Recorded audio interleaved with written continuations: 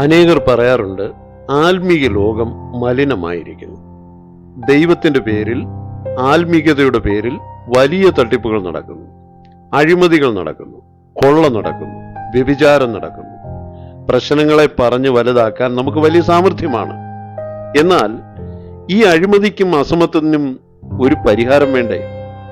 ഒഴുക്കിലൂടെ ഒഴുകിപ്പോകാതെ ഒഴുക്കിനെതിരെ നീന്താൻ തയ്യാറാവുകയല്ലേ വേണ്ടത്? ഈ അക്രമാസക്തമായ മലിനമായ സമൂഹത്തിൽ എനിക്കെങ്ങനെ മാതൃകയായി ജീവിക്കാൻ കഴിയുമെന്നല്ലേ ചിന്തിക്കേണ്ടത്?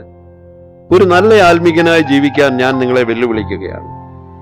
ഈ ലോകത്തിൽ ആത്മീയ ജീവിതത്തിന് ഏറ്റവും ഉദാത്തമായ മാതൃക കാണിച്ചു തന്നത് കർത്താവായ യേശു ക്രിസ്തുവാണ്.